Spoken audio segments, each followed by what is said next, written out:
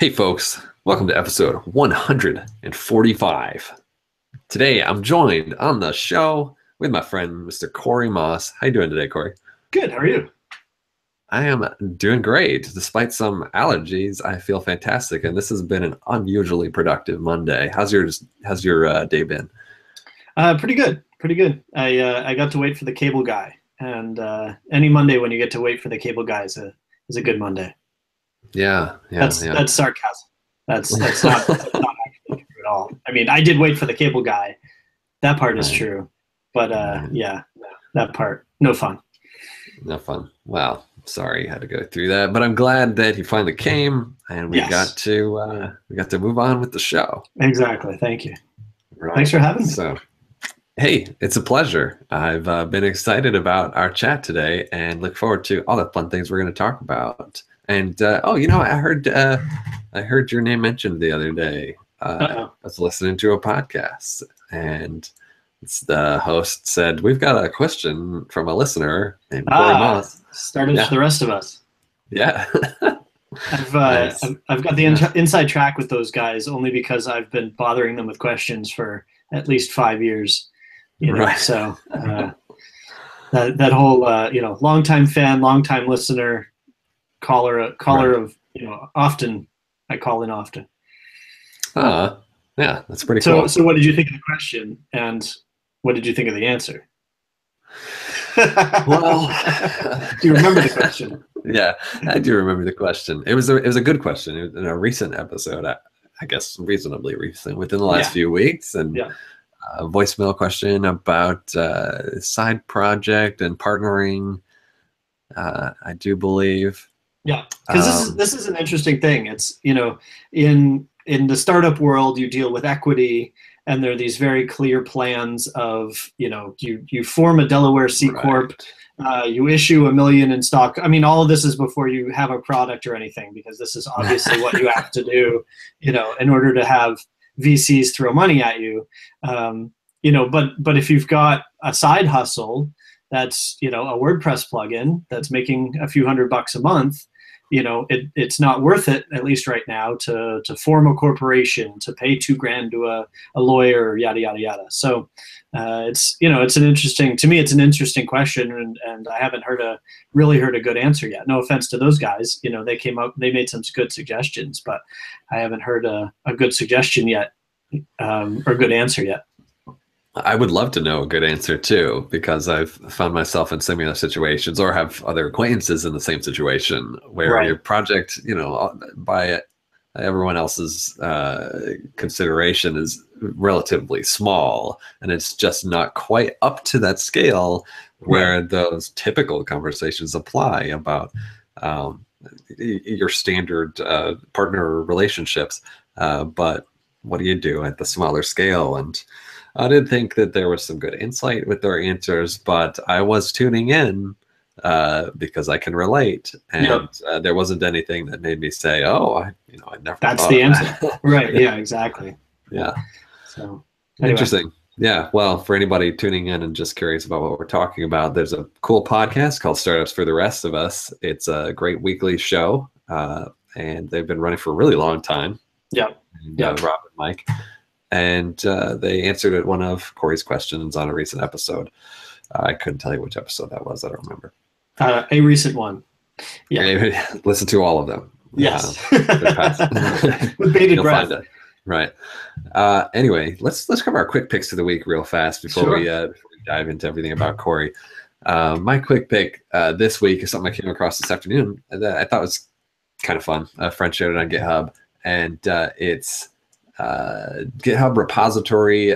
The username is Carl L. Hughes, and the repository is called Side Project Marketing.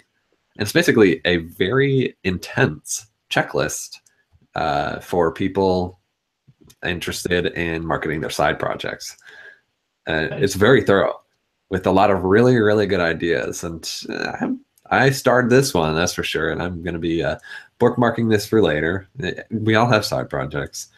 And I have a lot of other friends with side projects, brainstorming ideas. This is something that I'm going to be pulling out more regularly, just because of the complete thoroughness of this, essentially this markdown file that includes a whole host of ideas and a logical progression of the steps that one would walk through to create and then launch and then market and consistently promote a side project.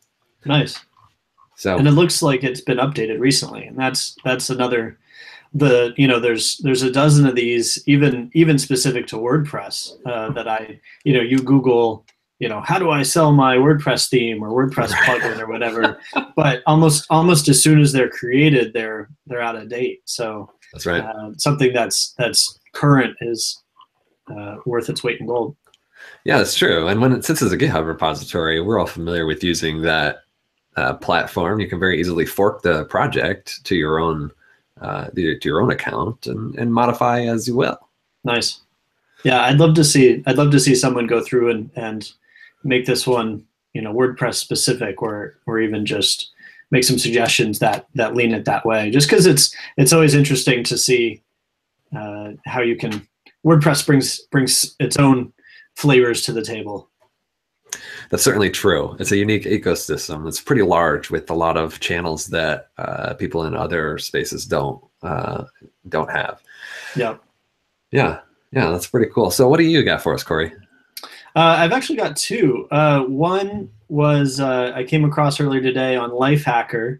I like to grill a lot, especially since it's August, and I am a meat eater, so I do like grilling hamburgers. And there was a pretty heated rant article about how you are putting cheese on your cheeseburger wrong. So half of this I agree with. Part of the opinion stated was that you should not put the cheese on if you even put it on the burger while it's still on the grill, take it off immediately.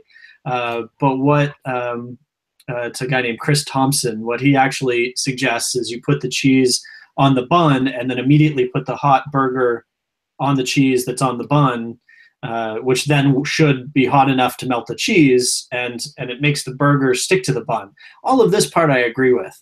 However, what he says is that you should put the cheese on the top half of the bun and then put the burger on, and then put all the condiments and things on the bottom half, which to me is just downright un-American. I mean, maybe he's Canadian or something and they just do it differently up there. But I'm totally fine with bottom bun, cheese, burger, and then stuff, and then the top. But you can't have like the tomato and pickles on the bottom. That's just uncomfortable. Anyway. Yeah, I'm with you. I think you've got it right. Like, there's some good discussion points here. And one could debate a couple points. Like, can anything go under the burger? Like, maybe the lettuce? I don't know. Maybe I'd be okay with that. Okay. It's flat at least. Yeah, yeah. I mean, you can't. It's not going to like soak through a thin bottom bun or something. Right, and it's not going to make it unstable. I think that's the thing that concerns me the most. Is that if you've got pickles and tomatoes in particular, and then you try to put a burger on top, it's Jenga, right? Like with too many of the little blocks pulled out of the bottom half. Right. You're just asking for it to fall over. I think you're right. Yeah. This is important discussion, and we might have to circle back to this later after I've had a little more time to reflect. All right. So on a more serious note, I recently actually bought this a while ago. There's a Chrome extension called Screencastify, which is quite the name, but it's a nice little basically screen capture, and there's a record it. I'm on the Mac. This I'm not sure. This is in Chrome, so it might be both PC and Mac. But it's a screen recorder specific to Chrome, so that you end up just recording, or can just record the tab. And so what I've found myself doing recently was for a freelance client who's not too WordPress experienced, needing to record some tutorials, quick walkthroughs for her to say, sign into the admin, click on this link, then fill this out, click submit. Here's how you add a blog post, that kind of thing. And this made it really, really neat and easy to record inside of the browser, and it automatically uploads it to Google Drive or Dropbox. and generates a link so that you can just quick send them a link so that now they've got a link to watch these videos that you shot. And just made it really, really easy. And I don't know, it was $10 or something for the pro version. So I've been finding myself recommending that to a lot of people this week. Wow, like in support, maybe? Exactly. Yeah, support and just helpful, because I take a lot of screenshots, because I found a long time ago trying to describe things with words when you can just take a screenshot, it just saves hours and hours of time, especially if you can find a good screenshot app that lets you draw arrows or draw circles, like here's the big button that you got to click on, even though there's only one button on the page, kind of thing. So this is kind of the video version of it. That's very, very easy, built into Chrome. And that's the part that I liked. Wow. Well, it sounds like a super valuable tool. And there's coincidentally been discussion amongst our team about the amount we should be encouraging more screencasts, maybe on our support intake form. We've certainly been chatting about the topic. Do we want to encourage this more? And if so, what's the process that we recommend to our customers who aren't sending screencasts already? Right. It's an interesting problem, and I'd be curious to learn more about your experience if you are really recommending this practice more for your customers. Yeah, I mean, for me, it's mostly outgoing, not so much incoming. Of walking somebody through something. Okay. But I've seen support forums where there's a JavaScript library, or in a previous life there was Flash. But there's ways to click a button, because there's even like podcast recording software built into the browser. So I know that there's ways to basically click a button and start recording whatever happens on the screen. So yeah, it might be an option to look into of hey, as you're filling out a support ticket, click this button and actually walk us through what's going on. I think it would be a lot to ask to require it, because a lot of people are not that tech savvy. I know, I always use my parents as examples of, the what do you want to say? The lowest common denominator, the people who are not so tech savvy that you need to account for, and they wouldn't be comfortable with that. But having it as an option, having sent support tickets to tech companies, and I'm fairly knowledgeable. I'd love to have had that capability. Sure. Yeah. All right. Well, those are some good shares. Thanks, man. Let's talk a little bit about you, and go through the story of Corey Maass, if we don't mind. In particular, I was hoping you could start us back shortly before you had any semblance of the career that you're in right now. You weren't working in the web. You had no plugins to your credit. You just were a young Corey Maass with a lot of ambition and a plan for your life. Tell us a little bit about what your plan was back then, and how you went about making something of your life. Sure. Well, I was born on the first frost of 1976. It was a cool fall evening. Fast forward a number of years. I always found myself entrepreneurial, and I was always a builder. One of the stories that I love telling is, like every kid growing up in the 80s, I had many Star Wars figures, and was spoiled by two sets of grandparents. And so I had dozens of Star Wars figures that I would get every Christmas. Alongside of those, I would get Legos, Constructs, Capsella, and all of the other wonderful toys that came out in the 80s. And at one point, my mom came into my room and saw that I was once again playing with Legos or Constructs or Capsella, which I was always playing with. And my dozens of Star Wars figures and subsequently hundreds of dollars worth of toys were forever just sitting in my closet because I didn't play with them. I really wanted them. I liked collecting them, but I was a builder. I was always one who needed to create from the ground up. When I got a new Lego set, I never built the thing on the box, So that was kind of always in me. And and then I did have a Commodore 64 early on and learned how to program BASIC like everybody else, but not in a real deep way. It did interest me. But I actually was going to be a writer. Was a musician and wrote lyrics and wrote poems and wrote stories and stuff like that. And I had gotten away from tech all through high school. And then in college, I had a roommate show me this new internet thing. This was 1995, and I was hooked immediately. And by then, I was starting to make more dance music, some more electronic music, and saw that I could promote myself on the internet. And that's kind of what got me started making websites. Anyway. Wow. Hey, that's those are the early days of making websites. Yeah. So what were you doing with just stuff for personal hobbies? Yeah, pretty much. What was neat was, so I was creative, or had this creative streak. So, and this was, days way before there was this thing called the grid. And so it was actually interesting to have this new tech medium.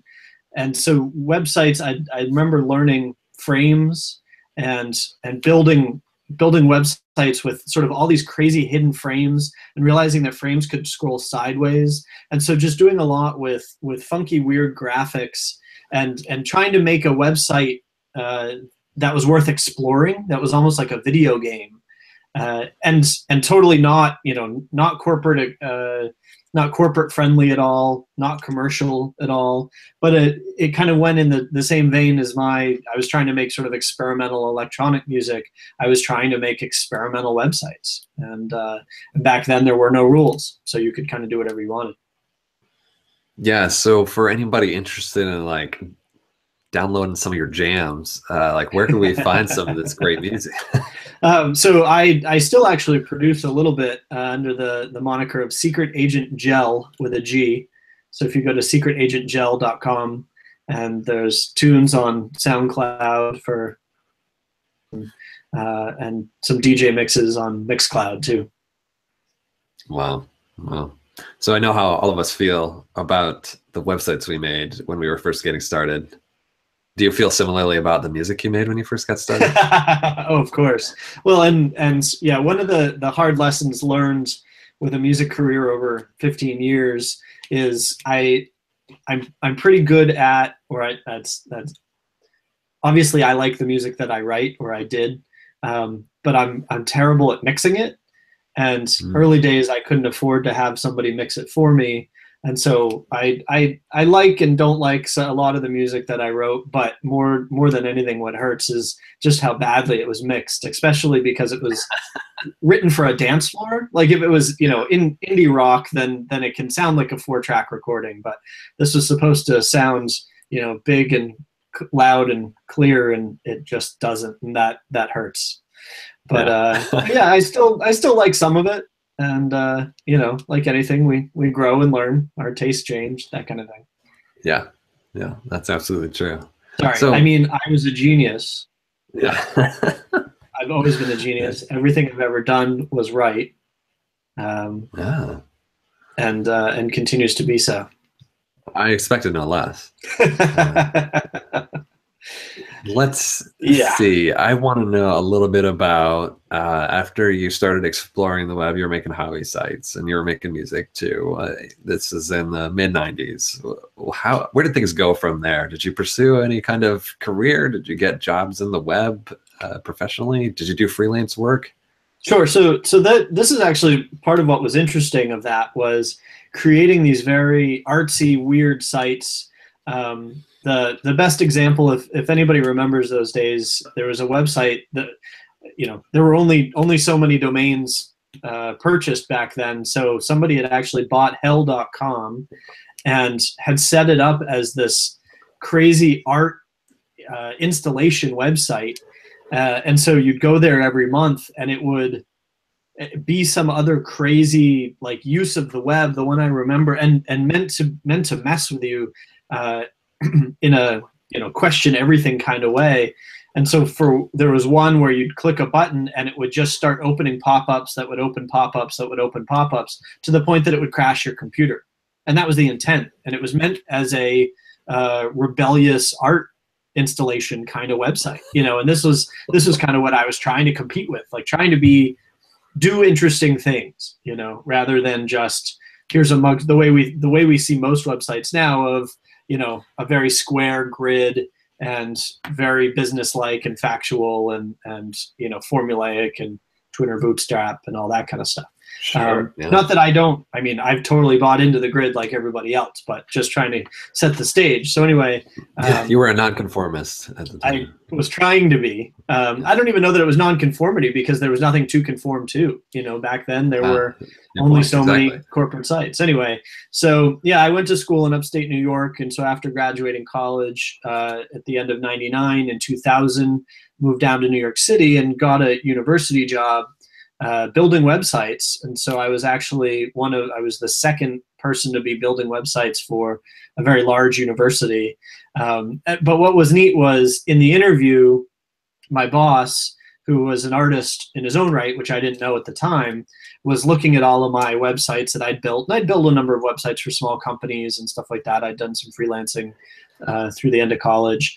And then and I kept trying to push him to those like business sites, because here's this big university. I figure we're going to be making, big business websites. And he keeps trying to go to these funky, weird websites that only kind of half work. And, you scroll and scroll sideways on this tiny little bar, only to have, some weird, vague picture at the end that I'd taken with a, digital camera and messed with in Photoshop for hours. And, but it was the weird artsy stuff that got me the job, because he was an artist and was more interested in seeing how, in big picture to over analyze this, what he liked was seeing how I got creative with this medium, and I think that there's a lot to be said for that still, even though we are, we can use libraries and a lot of our work can be done for us. In the sake of going fast, there's still a lot to be said for trying to be creative. Yeah. There's one of my little rants for the day anyway. Yeah. I hope you've got a few more, because we've got a little time left. Oh yeah. Anyway, so you started working at the university. You started making websites at a cool time. You were expressing your creativity. Your creativity demonstrated was getting you places. So how did you feel about working in that setting, and how did that set you up for the next move? So I've intentionally not mentioned any names, because that was an interesting job. The fun of working at a university is that they tend to move a little slower. And subsequently, I took advantage of the extra hours sitting in a cubicle, because this was long before remote work was popular or common. And during that time, I produced 2 albums. I mean, literally sitting at that desk. I produced 2 albums. I started a record label. I ran a monthly party in New York City for 2 or 3 years. But the more relevant thing here is taking these funky websites that I was making and looking at these other online portals where creative types were doing creative things. I said, I want to do more. I don't want it to just be static. And so I started learning JavaScript to try to add interactivity and movement into the websites. And then from there, taught myself this is truly dating myself, but ASP Classic to add database capabilities so that people could have accounts. And so by 2003, I built my first call it a SaaS app. It was not called that back then, but an app that people could sign into and interact with. And back then I was charging, $5 per seat. Of course, I built a CMS, because that's what every developer builds. And this, this predated, back then we had Blogger, and there were a couple of other platforms, but this predated WordPress, or at least from WordPress was not broadly known. So created a CMS for some of my freelance web development clients, and yeah, so that was kind of my introduction to building SaaS apps and realizing that I could use these websites and actually charge money for them. Because back then it was still shareware, it was still downloadable desktop applications, and so you'd buy something and download it and install it. And I started to get inspired by companies like 37 Signals that are now called Basecamp, and people like Joel Spolsky, who was writing at Joel on Software and stuff like that, about how, you know, there is this new opportunity for building businesses based on websites. Wow. Yeah, that must have been a very interesting time. I think that it seems like there was so much room for innovation at the time, and a lot of new stuff happening, and a lot of people exploring things without anything like what we have now. Without knowing what the heck we were doing. So many standards now that we adhere to. So much has been very established. It's good and bad, because, you know, back then, thankfully, I didn't, you know, a CMS was pretty straightforward, but, you know, but how do you publish the changes? And so finding an ASP library that let me FTP and publish changes, basically copying Blogger. I lucked out that I didn't try to solve a harder technical problem. 7 years later, right around the time that SoundCloud launched, I actually tried to build an app, or I built and launched another SaaS app that was kind of the private version of SoundCloud. So kind of, if SoundCloud is GitHub, where everything is encouraged to be public, I was trying to be Bitbucket, where everything is really meant to be private. And trying to solve those problems of how does somebody upload a large file? How do you encode it into you know, high-res MP3, low-res MP3? How do you push it to the cloud? Because this was early days of AWS and S3, and I had no idea what the heck I was doing, because I'm a developer, but I'm still learning all this stuff. So you know, yeah, we've come a long way. Things have certainly got a lot easier. Stripe instead of PayPal you hear me breathe a sigh of relief even now. You know, yeah. such a change. It made so many things easier. Yeah, cool. So how about the client stuff? Were you moonlighting while you were still working at the university? Yeah, a little bit. Yeah, I've always had freelance clients, starting in college all the way through. And I also, the way I built up a portfolio early on was, again, as a musician. All of my friends were musicians, so I would build all of them websites, and then started a record label, and so that needed a website, and through parties, and those needed websites, and then a lot of friends and I to similar bad tastes of in humor, and so we would create websites, because this was the other interesting thing, was my boss at that university created, again, being an artist himself and having a good sense of humor himself, created a couple of websites that were fake, but were for what looked like real businesses, or looked like real things. Specifically like science experiments and stuff like that. And so he actually got a lot of press and was on various Today Show kind of shows and whatnot, because he basically created these hoax websites that were not scandalous, but were, you know, made a lot of people uncomfortable, because it was, you know, is this real? And it freaked people out, and it really solidified the idea that, especially back then, if you have a website, you are legit. And so I had a lot of fun creating websites for fake bands, taking a random picture of somebody online, again, putting it through Photoshop to make it look, you know, funky and creative, and then spending a couple of hours in the studio and making like just spooky sounding music. And then we created a website for what was her name? Tamara Sweeney, the most goth girl in the world, and just created this fake website for this goth musician. And every once in a while we'd giggle and produce another track. But so I had this record label and had basically a whole roster of fake artists. And but it looked legitimate enough, because I was a good enough web developer, that we actually got asked to do a showcase at one point at I can't remember, one of the big clubs in New York. They were like, "Yo, you have this roster and this wide variety of artists. You know, how many can you bring in?" And I was like, "Well, a lot of them are from out of town, or or English or whatever." But I had this. Thankfully I still had most of my friends who were musicians, so I managed to pack a night.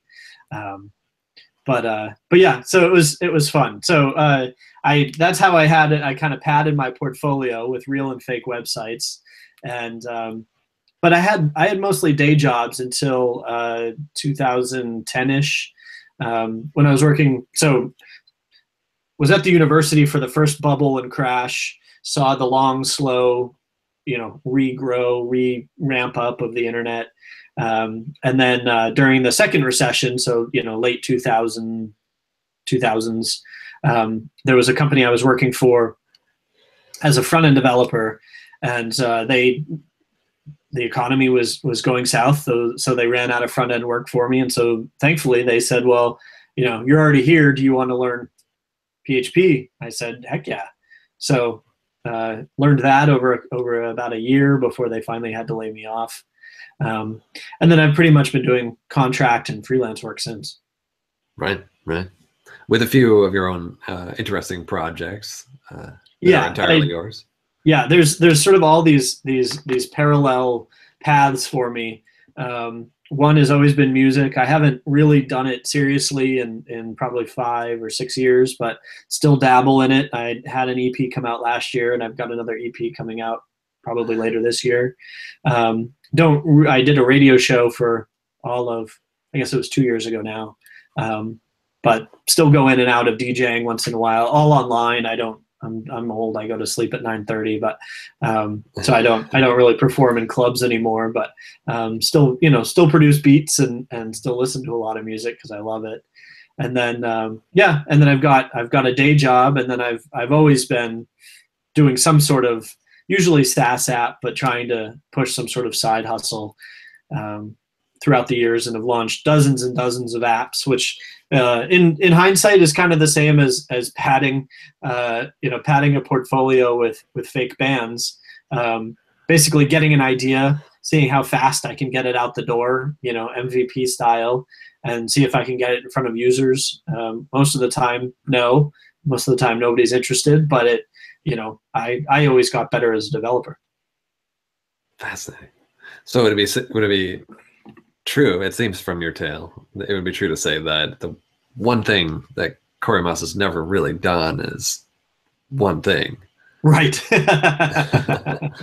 which for better or worse, because it's definitely, I can't say it cost me because that sounds way too dramatic, but big fan of Derek Sivers.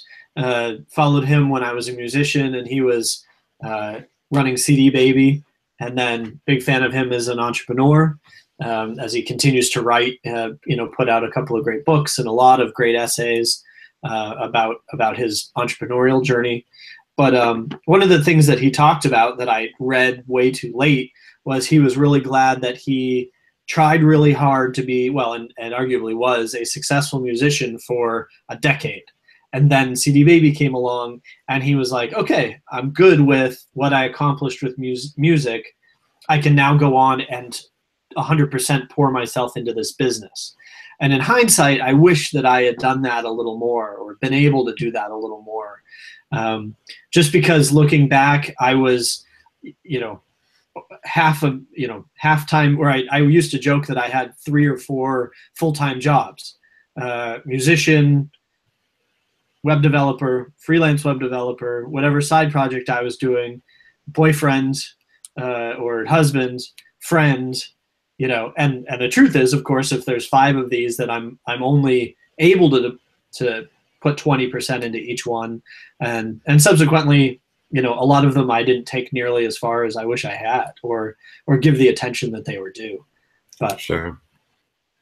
But I learned a lot. It's not an uncommon problem, I think. Yeah, probably. But it's yeah. I'm okay with it. I'm glad I did. And now I'm now 40, and I find that I'm much more capable of focusing, and I have a lot less regret about having I have a lot of friends who are starting to feel the itch of midlife crisis, whatever that is, right? And so they want to, they've been doing the same job and they've been with the same people for 20 years, and they really wish that they want to break out of it. And I'm like, my midlife crisis was honestly moving away from New York City, starting to go to sleep at 9:30, getting married, settling down, buying a house, and so I kind of went the opposite way, and for 2 years, I still can't resist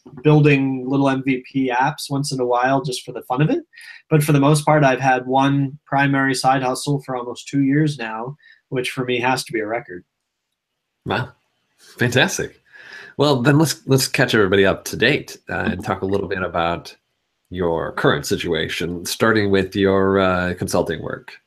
How's that work, and who do you serve? So right now I'm back to freelancing. I'm looking for the next consulting gig because was working for an agency for a while and then called that quits, and then had something else lined up, but it was with a startup, and as often happens with startups, all the chips didn't quite fall where they should have. So I'm unemployed. So if anybody wants to hire a kick-ass developer who ships like crazy, I am available. Wow. Well, that's pretty cool news. We'll have to spread that around. But yeah, so I almost always have a full-time contract or 3/4 time contract. And I really like that. I like having a day job because I like working with other people. I like working with a team. And it's that same sort of thing where it lets me learn a lot. And especially with WordPress, I'm still kind of learning. So I'm published my first WordPress plugin in 2010. So I've been involved with WordPress for quite a while, but I found that it was paying almost all of my bills for the last about 5 years. But meanwhile, this was a couple years ago.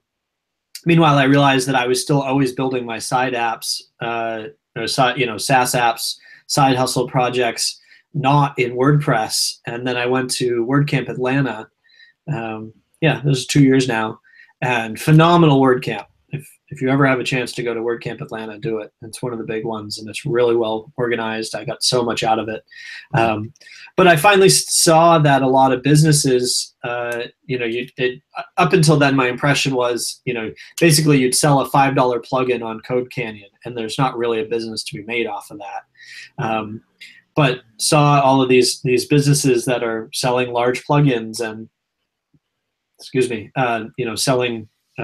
Right around that time, I built a site on WooCommerce, and just to launch the site, we had to drop about $3,000 to get all the plugins or the add-ons we needed. It was like, okay, there's opportunity here. So all of these things kind of came together, and I started looking for some business opportunity in WordPress, in addition to working as a contractor.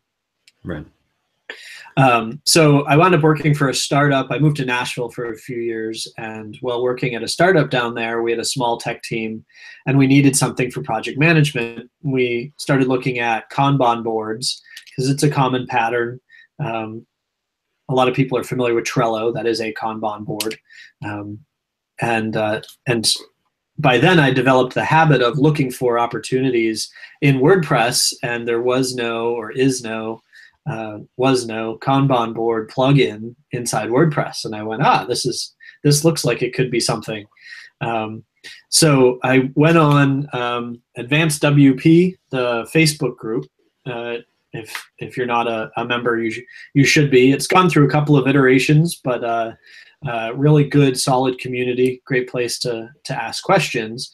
And I happened to join at a time when it was still fairly wide open. And so I said, if any of you would be interested in a Kanban board plugin, go join I basically threw up a landing page, and which was totally against the policy of the Facebook group. So the admins shut me down after a couple of hours, but within those couple of hours, I'd already received 80 or 90 signups. Wow. So to me, that was some validation. I said, okay, this looks like something that's worth pursuing. So took a couple of months, got a first version out the door, and then I've been continuing to tweak it and grow it ever since. Wow. Yeah, that's pretty exciting. So what's the time frame been again for KanbanWP? So launched it in like November 2 years ago. So it's just shy of 2 years old. Fantastic. Yeah, and that you've seen slow and steady growth? Yeah. So I launched only the free core version in November, and got my first add-on, decided to go the add-on route, the multiple function add-on route, looking at Pippin Williamson, or looking at WP Ninjas, who I'd met at a couple of other WordCamps, and said, okay, add and listening to their podcasts and how they talked about how add-on seemed to be a very solid WordPress business model. I said, great, I'll do it. Stand on the shoulder of giants, do what everybody else does. And so launched a first add-on, and over the next 9 months or so, launched 5 or 6 more. And yeah, slow and steady growth of the free core plugin, which is really where in WordPress, it arguably where it matters, because I and a lot of other people with WordPress plugins have seen the same thing, where most of the traffic comes from the plugin directory. So having a free core plugin is absolutely crucial. Sure. Okay. So tell us a little bit more, if you don't mind, about what this plugin does, and describe it, like the use cases. What are your customers doing with this plugin? Sure. So Kanban was invented by Toyota in the 1950s to streamline manufacturing of automobiles. If you've seen Trello, again, that is a Kanban board. If you have not seen Trello, basically picture 3 columns on a whiteboard. The first column at the top, it says to do. The second column at the top, it says doing. And at the top of the third column, it says done. And you basically put an index card or a Post-it note of all the stuff that you need to get done in that to-do column. And then as you start it, you move it to doing or in progress. And then when you're done with it, you move it to done. And what it accomplishes in a very, very simple way is an overview. Anybody who walks in and looks at that whiteboard can say, oh, you've got 15 things that you need to do. You've got 5 that you're working on, and you've finished 20 or whatever it is. That's a Kanban board. That's the pattern. And it's been adopted and modified by the agile project management world. And they've added more features and requirements and rules and things like that. But at its core, that's kind of what it does. What's really neat about the pattern, though, is that it works for way more than project management. This is one of the things that Trello as a company did really, really well, of launching all of these. First of all, they never use the word Kanban, because a lot of people don't know what Kanban is, and so you can't rely on that. But they also started putting up tutorials that basically showed you could use Kanban for a lot of different things. You could use it for my favorite example that they had was they kept pushing, use this to plan your vacation. Here's all the stuff you need to do, book reservations, and pack the kids' flippers and floaties and whatever, and and then walk out the door when you've actually accomplished all of it. But basically, it's a pattern that can be used for a lot of things. For me, having now run it for a couple of years and watched users as best as I could, Big Brother style, total spyware. I'm kidding. It's not at all. But talking to users and running polls and stuff like that, the way that I put it is the biggest percentage of users use it for project management, but most of my users do not use it for project management. So something like, I don't know, a third use it for project management, and then in diminishing portions, pieces of, smaller and smaller pieces of the pie. Other big use cases are tracking sales, using it as a CRM, basically, using it as an editorial calendar. So if you run a blog with a whole lot of writers, you put all of your story ideas in a column called ideas, and then you've got, in progress, you've got ready to be edited, and then you've got, ready to be published and then published. Those might be your columns. And then the other really good use case is job applicant tracking. So you have, we're hiring a contractor, and you put up a form, and everybody who fills out the form ends up on a card in a left-hand column that says new applicants. And then when you've replied to them, you move them to the next column. And then when you've asked them to do a first interview, you move them to the next column. And eventually your last column is either hired or rejected. But I've run into some really interesting cases. I had one user who kept asking relatively bizarre questions, how to do certain things with his Kanban board. And I finally said, what are you doing? And he is a Russian breakdancer, and he is using it to teach breakdancing to his students. So he's got a card for each move that they're supposed to do, moonwalk or boogaloo or, windmill or whatever. And he has a column for did it once, and then can do it consistently, and then mastered. And so you're only supposed to, do 2 or 3 of these at a time, and each one of these is a class, basically. But yeah, that's how he tracks his students' progress. So, wow. So a lot of people use it for a lot of really different, interesting use cases. It's a lot of fun.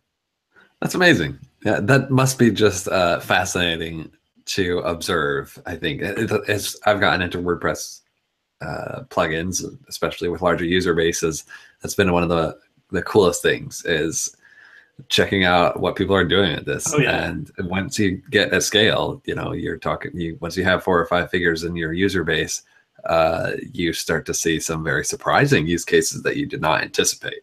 It was never on your radar when you built it. It's totally true. And that's kind of the nature of WordPress too, which is part of why I love it. Like, having watched it go from a blogging platform to a proper CMS, to, Matt Mullenweg said even a few years ago that it could be or is an application platform or framework. And I kind of took that to heart, because I'm all about, again, building these, getting an idea for, a web app and building it as rapidly as I can. And before that, I was using a number of different frameworks and my own libraries to kind of, spin up user management as fast as I could, so that I could get on to building out whatever the core of the idea was. And it was sort of a facepalm moment of like, wait, WordPress already handles user management. So in the famous 5-minute install, I've now got a WordPress website going that handles user management. I never have to do it again. I never have to build an admin screen again. And so it suddenly opened up for me these opportunities to flush out these web app ideas. But it also made me start looking around and realizing that, WordPress is this extremely versatile framework. And it definitely is not good for a lot of things, but is great for a lot of other things, different things, And so the potential is endless. Again, it all circles back to that original, what we talked about at the beginning of, 1996. Here's this thing called HTML. Go. There are no rules. And so it's kind of the same with WordPress. Like, you can do a whole lot of weird stuff with it that it probably wasn't built to do, but why not? And you've got the strength of thousands of developers and probably millions of developer hours, thousands anyway, to stand on. Yeah, totally right on, spot on observation. So what is kind of like the future hold for your product projects for KanbanWP? What are you excited about working on next? So one of the bad parts of growing, scaling, and these edge cases is I had a user who he used Kanban to track he makes custom horse saddles, and he would track the manufacturing process, kind of very similar to what why it was, or the way it was originally intended to be used for manufacturing. But as a non-technical person, all emails, and so that the rest of his team could follow along, basically, every email that he had back and forth with his customers who ordered these saddles, he would paste into the comments of each card, right? So you've got 50 orders, you've got 50 cards, and you've got 50 emails going back and forth. So now you've got 50 cards times 50 emails. And being, again, not technically savvy, not understanding the limitations of technology, and why should he, to be fair, he would copy and paste the entire thread. So it's 50 cards times 50 emails, but the first email is one email, the second email is two emails, the second comment is two emails, the third comment is three emails, and you see the problem here. It gets exponentially bigger. And he was wondering why his server was crashing. And this was just an edge case that I helped him clear out some of the comments and streamline the process and got it back to where the server was running. But it also showed some of the problems of the code that I had written over the last couple of years, where I'd originally started thinking that this would only be for project management and hadn't built any of the code of these add-ons. And so, as will happen, there are scaling issues, and some of the code is showing its age. And some of my solutions are genius, because I never do anything that isn't genius, are horribly wrong. So at this point, I've actually brought on another developer who I worked with at the same startup in Nashville, who's just awesome, and was expressed interest in joining, working on a product like this. And so he and I are, and we both were excited to jump on the React bandwagon, because neither of us know it, but it's so cool. It looks so cool, and what you can do with it is really slick. And so we're currently basically rewriting Kanban, using React, but using Kanban as an excuse to learn React. So that's kind of the technical version. It also was a year. It's only half over, but made a lot of big changes. I switched from a custom shopping cart over to easy digital downloads, and of all of the support out there, the easy digital download support is the most amazing. Yay! This was part of another part of the journey that I think is worth talking about. That was kind of fun. So I built SaaS apps, like I said, for 15 years, right? All these little projects, and every idea that I ever got was genius and was going to make $1 million. And so every single one was well worth spending, not only the $12 to register a domain, but basically any other expenses that might come up. It's utterly worth it, because in the end, it's all going to pay off, because this idea is genius. Whatever the idea was, most of them terrible, but it doesn't matter, because everything I've done is genius, right? So in starting Kanban, other than the $12 domain, which I had to pay for out of pocket, my wife, who is a fairly conservative financial advisor type of person, said, who's in charge of our finances, said, "Yes, dear, you can do whatever you want with it. Go build your little plugin or whatever it is, but you're not allowed to spend any money that it doesn't make." And I took that to heart, because it's a really fun, interesting challenge. Because normally you would have to, and arguably should, put at least a little bit of money in. But what if you didn't? So that meant that I had to build my own shopping cart from scratch, which was awful, and I do not recommend it. but it was a great learning experience. And then what was really fun was, once Kanban had earned the $500 in add-ons that I needed to make EDD, robust enough to do what I needed to sell software licenses and all that, I could take the money that Kanban had earned and basically upgrade the shopping cart so that then I didn't have to maintain it. But it was fun. It was a really great, truly, literally bootstrapped process that I had not really done before. Before, I would always probably end up throwing at least $1,000 or a couple of thousand of my own dollars into it to give it a leg up. In hindsight, I wish that I had just done that, at least with the shopping cart. But with a lot of the other stuff, it was worth it. So that was kind of fun and interesting. So that was one of the big changes earlier this year. I also switched the marketing site to be from project management focused to general use. So like I mentioned earlier, instead of it just being, because originally I was just selling, here is a project management solution, it's now here is a solution for project management or CRM or teaching breakdancing, whatever it is you want to do with it. You got to hit that market. Really right, do. Exactly. In Russia, it might be everybody. But so that was a big change. And then the other big change was I actually went back and I rolled all of the add-ons into one called Pro, because the vast majority of my users were all just buying the bundle because they wanted all of the add-ons, because the way I'd broken it up, the functionality was just kind of silly. It was way too specific. Nobody wanted just comments and not extra fields or whatever the functionality was. So bundling it into Pro just made way more sense. And so that was another big change this year. And then, going forward, we're looking forward to the new, launching a new version built on React, hopefully much more stable.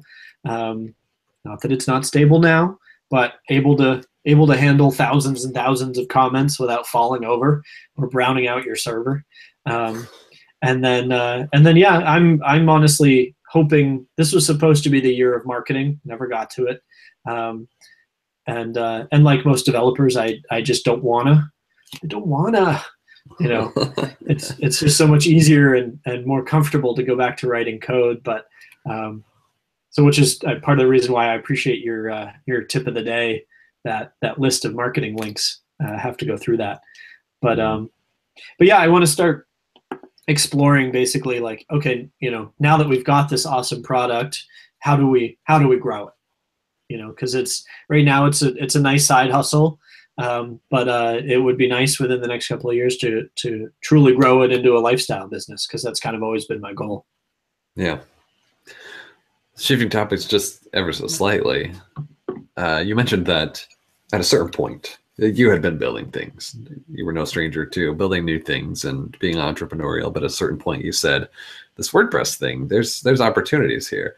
Yeah. That wasn't that long ago, but in internet years and in CMS years, it was a while back. Right. Look around and see that there's still a ton of business opportunities. Is everything different? Oh no, and if anything, it's getting bigger, right? Because every few months we hear that WordPress is eating the internet. It gains another percentage. So I still conservatively say that WordPress powers 25% of the internet.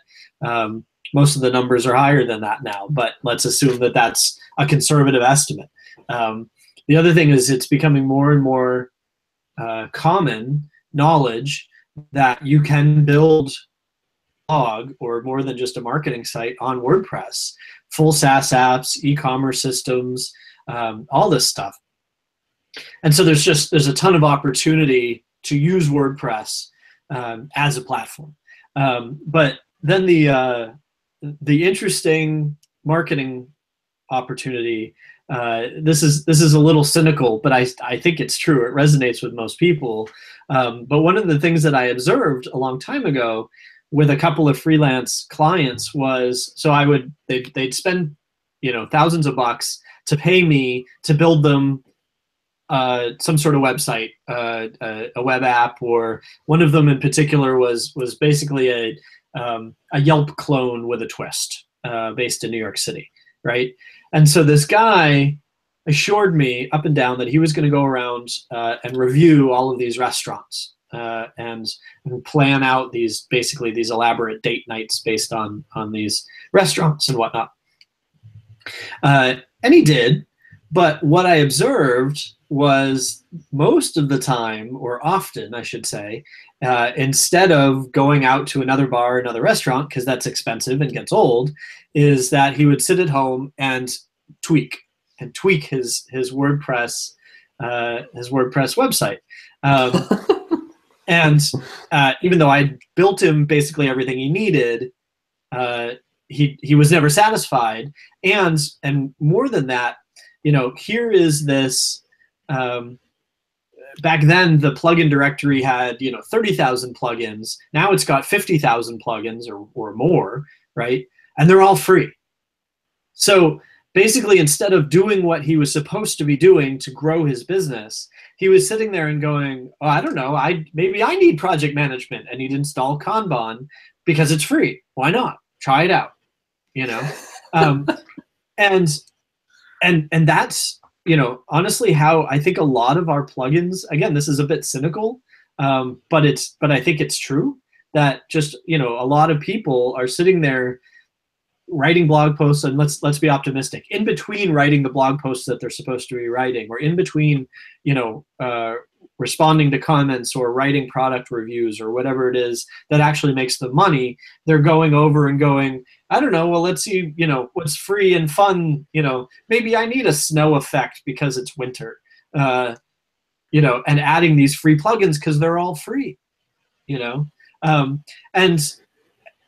whether we like it or not, I think that I've observed this to be true.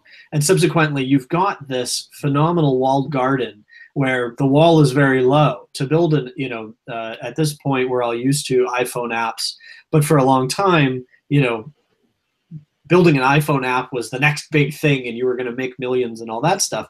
But you had to know Xcode, or you had to know Objective-C. And it also cost money and whatnot, as opposed to getting a plugin in the repo. You've got to know how to write some PHP and HTML, no doubt. Like that's the wall. And then you've got to come up with an idea, or at least, your code can't be exactly the same code as the other guy who built the thing that adds custom post types or whatever. And so you've got to get past, Pippin's Kenai and who else is Mika and the whole plugin approval crew, right? But that's it. That's it. So looking for these opportunities, for me it was going, we need a Kanban board, and looking around and going, well, there's Trello, there's Jira, there's LeanKit, there are a bunch of them out there, they're web apps, but does this make sense in a WordPress context? And for certain use cases, it absolutely does. And so it's just a matter of looking for those opportunities, and then yes, you need a developer, you need to be a developer, somebody's got to write some PHP somehow. But being able to get that in there, you're pretty much guaranteed some eyes, as long as it's something that somebody wants. Yeah, if you put in a foobar plugin that does nothing, then nobody's looking for that. Well, I don't know, foobar, people would actually Google for foobar. But, made up words or whatever it is, that if it truly does nothing, then nobody's going to find it. But if it does anything, if it solves any sort of problem, people are going to find it and try it just because. Yeah. Just 'cause, they either need it or they think they need it.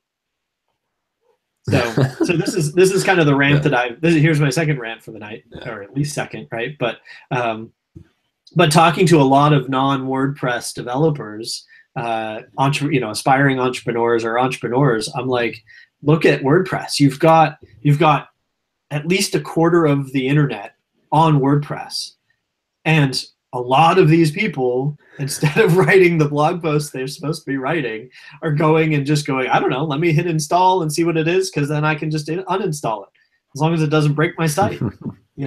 So you've kind of got guaranteed eyeballs, and where else can you get that in any other product market? So so it's still not a silver bullet by any measure, but it's a huge opportunity, or I see it as one. Yeah, I think you're absolutely right. Exciting times, and a good story too. We're kind of running short on time, so I'm going to move into a few wrap-up questions here. Sure. Let's see. Looking at first, what sort of things do you like to do with your spare time, Corey? Other than determining the exact perfect way to put cheese on a grilled hamburger. Other than that, of course. The other side of that jury's still out, but we can discuss more. Yes, YouTube comments below, please. The thing that goes well with grilling is cocktails. So I'm an amateur mixologist. I've got a nice bar. Living in Nashville for a few years led me down the bourbon road, and so I've got a nice collection of bourbons and have fun coming up with creative cocktails for that.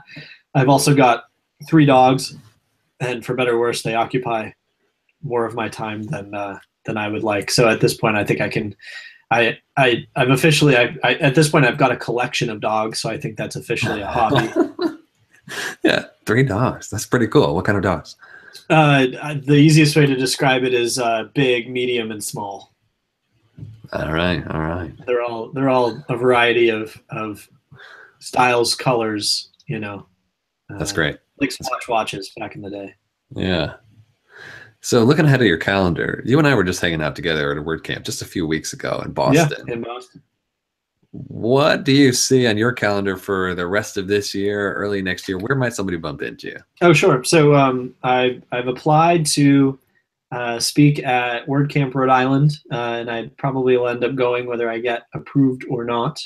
WordCamp US is just down the road from me, 2 hours down the road, but down the road nonetheless.